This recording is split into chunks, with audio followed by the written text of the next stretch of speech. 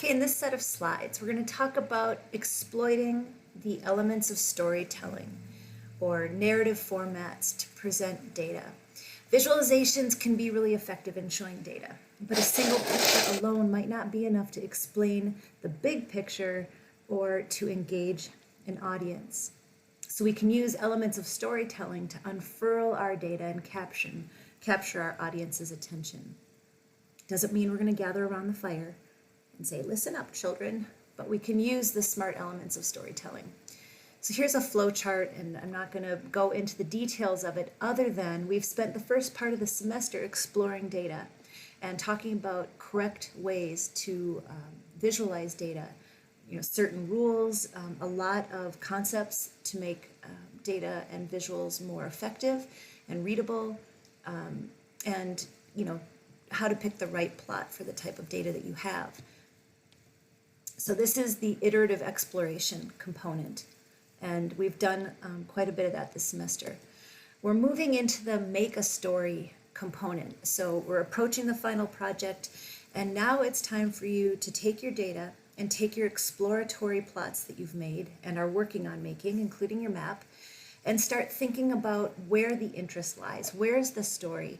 What elements of the plots are surprising or curious, or where does your passion lie? And how are you going to start developing story components? And the final part is how to tell a story. So we're going to be discussing your plots, and I want you guys to be thinking about the components or elements of your plot that are exciting or engaging, and then we're going to work on ways to leverage our visual strategies to really make those pop and unify them and pull them into a story arc. So a story arc, as I hope that you are aware, is something like a beginning or an introduction, piquing curiosity, posing questions that need to be answered, or maybe there's a mystery, unfolding evidence, laying out the critical pieces that are needed, reaching a climax, which could either be kind of a solution or just some sort of new discovery in the data, and then wrapping it up to a conclusion. Storytelling can help create dramatic walkthroughs of your data. It's easy to imagine, if the data is presented in a series of slides. We can think about sort of narrating through the process, but it's also possible to create a story arc path in a static graphic. This is a very blurry image showing the steroids, or 755. Steroids are not the pursuitazons. This is Barry Bonds trying to break the existing home run record. The beginning is this middle plot. There's a lot going on here, but it's the trajectory. It's him and his climb trying to reach the existing record. The middle of the story is the competition, the others that are taking aim. So this lays out, the base of the story, and there's a lot going on here. Then we've got the crunch, we've got competition and pressure. And then the ending, how it turns out, the conclusion, and some summary information. So let's talk about different ways that we can lay out our story. I'm talking about things like narrating change over time. So what we just talked about is the overall story arc, introduction, some sort of peek into curiosity and engagement, and then a conclusion. But there are different ways that we can do that. Starting big and drilling down, starting small and zooming out, highlighting contrasts, exploring the intersection, dissecting factors that go into our question, and then profiling outliers. And I'm going to show you some examples. So we're going to explore each one of these narrative genres using data that was compiled by Freedom House. It's a watchdog organization. The data ranks every country as either free, partly free, or not free based on a score. And using this really simple data set, we're going to tell seven different stories. And the angle that you take just depends on what you want the data to show and how you plan to show it. So try and think about your own data as we walk through these. So narrating change over time This goes really fast, so I'm going to freeze it for you. But basically, look at the Tableau story. So we've got this walking through, and the first one is telling us that there were 75 free countries at the turn of the millennium. So in 2001 versus 2013, the numbers shrank over time. So we can use data to visualize the change and then explain the forces at work. So here's the second one. Overall, free countries are giving way to partly free countries. And you can see there's annotations here to help the audience take that home. And then overall, just showing the decline in the number of free countries over this 12-13 year period. Okay, so that's narrating change over time. Another example, and I'm not going to flip through these, is to set up data like this where maybe each one of your sheets walks through, in this case, a decade. So it would be the history of the Dow 30 in the 2000s, the 1990s, 1980s, 1970s. So that'd be another way of walking through and narrating through a change in time. Okay, so starting big and drilling down. Data can guide the reader from the big picture view down to a focused view. So here we have the world is divided roughly into thirds. More than half of Asia is categorized as not free, and all of Asian countries, North Korea has the poorest score. So using that same data, we start the reader with a world map of the scores, the big view. And then we guide the reader through the sequence by providing prompts in the copy as well as interactive filters. Okay, then the reader can zoom in on a region, like Asia, for example, and see that more than half the countries are labeled as not free. And then we can zoom in even more, and the reader can see that North Korea is the least free country of all. So this is starting big and drilling down. The opposite of that, of course, is starting small and zooming out. We can basically do the reverse, start out with the molecular view and expand to the larger view. So we could focus on the 3 freest countries in the world, which are clustered in Europe. And there we can zoom out to show how other Europeans stack up, other European countries. And then zoom out again to show the global comparison. And so now you can see that, a little over a third, if you look at the bar chart, a third of all the countries are labeled as free. So starting small and zooming out. We can highlight contrasts. We can outline the differences in data sets. And that's another way of driving a powerful narrative. So here we can see the 10 freest countries are all in Europe. And they happen to be located close together. This is related to the last one for sure. But we can contrast that with the 10 countries with the worst scores. Whoops. Ugh. So going back and forth and showing the 10 countries with the worst scores. So geography is just one of the 2 groups' many differences, of course. The story could go on to explore the key ways in which the 2 groups differ, from government policies, culture, history, and that contrast of studies could make for a really captivating piece. Okay, highlighting contrasts.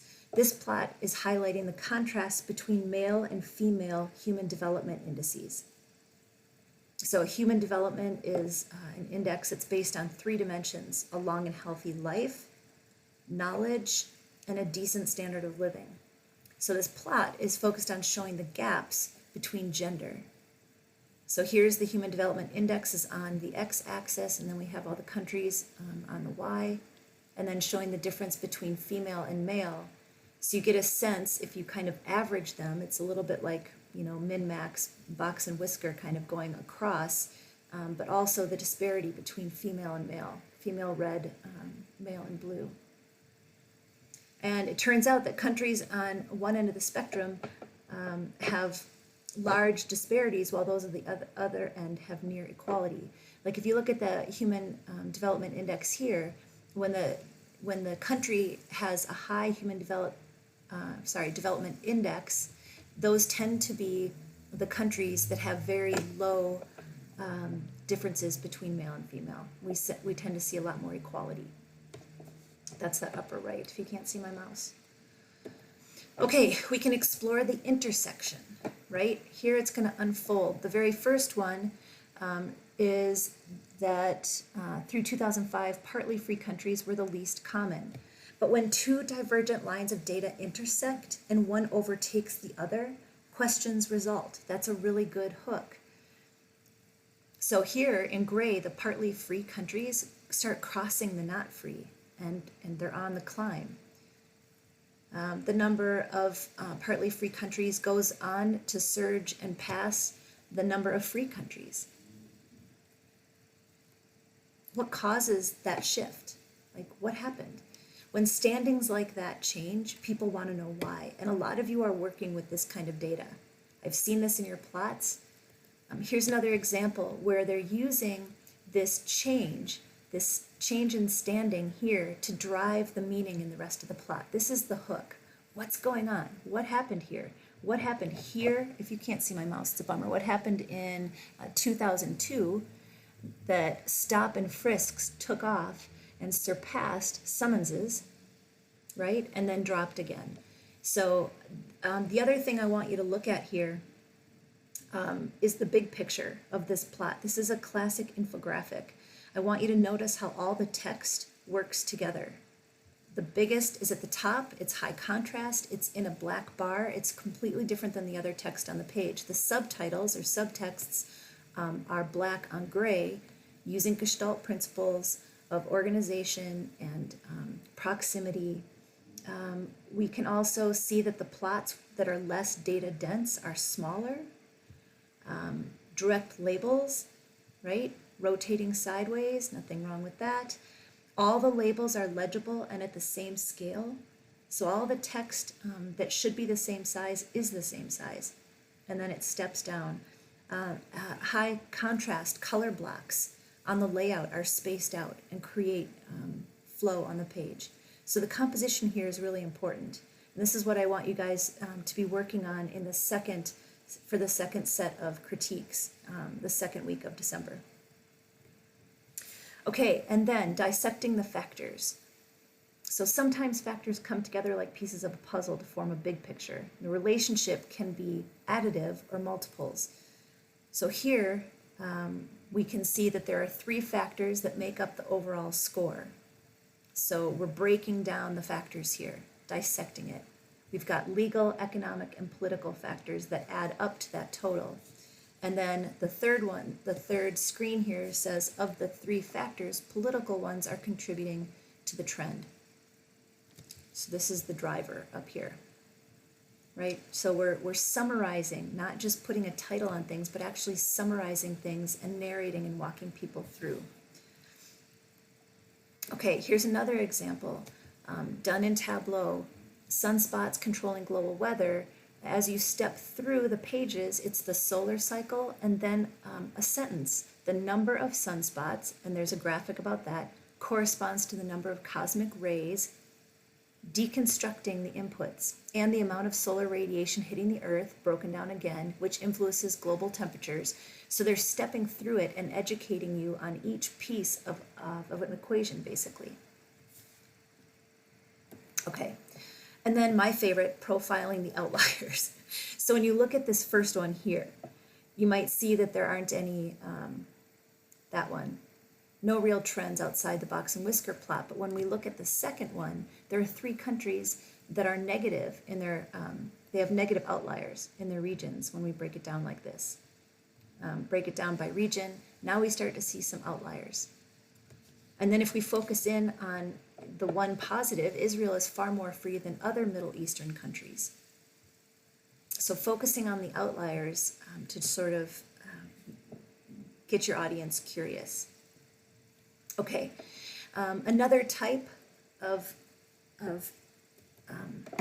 another way that we can lay out the data is just in a static infographic, like the Barry Bonds graphic, and you don't have to do fancy graphics like this. But this is what I'm talking about. It's where you take the plots in all at once. Here we have a graphic bar chart. We've got some donut charts. Well, but the whole thing is meant to narrate a story. Your plots will definitely be more scientific than this, but this is what I mean by an infographic. Here's another one where they combine flow charts with donut charts, and these are like a stacked bar with explanations in them, encoding with color and size. Yeah, it's not about reading this, it's just to show you that it can have a very free form, loose flow to it. We don't have boxes that we've put things in. We're sizing things kind of proportionally to how they answer the question that you're trying to get across. Here's a nice website that kind of walks through a bunch of examples of how you can use narrative formats to tell stories. So where do you start? One thing is to think about the type and the meaning of your attributes. What do you have to work with? What's the main characteristic of your data set? And are there any patterns or outliers that are worth calling out? What's interesting? And then start writing narratives. Literally imagine yourself trying to convince somebody that this is exciting or interesting in some way. Act as a tour guide. Identify your main plot points.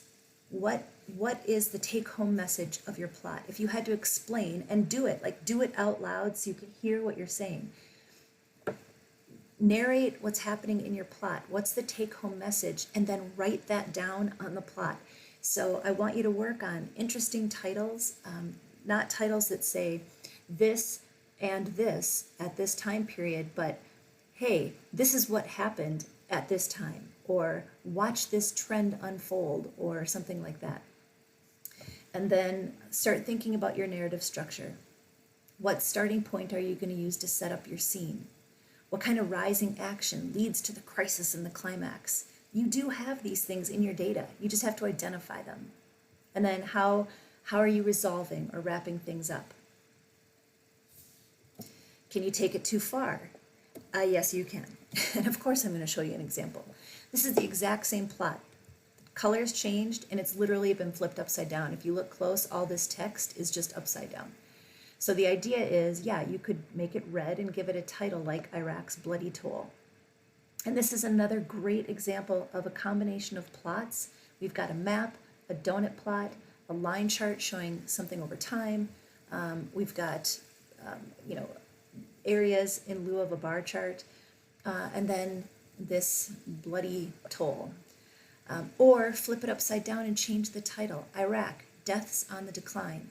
So we're focusing on the positive trend here, a decrease in deaths versus just focusing on the negative. So you just have to kind of decide what your messaging is going to be. Now, you're going to be combining multiple charts, whether they're all on the same page or poster or website, or they're being shown, sequentially. They have to relate to each other.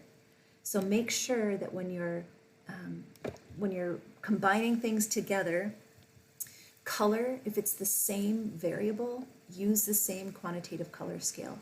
So if you're showing age on a bunch of different plots, the same kind of age variable, make sure that you're using the same color ramp all the way through. Obviously, if you're showing two different fields, make sure that they're not only different, but not overlapping. Like, for example, here, we're showing blueberry, banana, and apple, but apple for me is too close to sunny. So I would just be really careful that you're not misrepresenting and making it look like you're either showing brand new data by changing the color ramp, or you're showing the same data because you've kept the same color ramp. You want your plots to be consistent, but if you're showing different data, the color has to change. And then make sure you're being careful about axes. If you have, let's see here, some of you, I don't know if any of you are showing the same element, like if you have female educational attainment on the Y and male educational attainment on the X, for example, the spacing has to be the exact same. So don't distort or add bias that way. But if they're different variables, obviously you need to make sure you show both axes scales, so you're not misrepresenting that. Okay, that's it. Questions, let me know.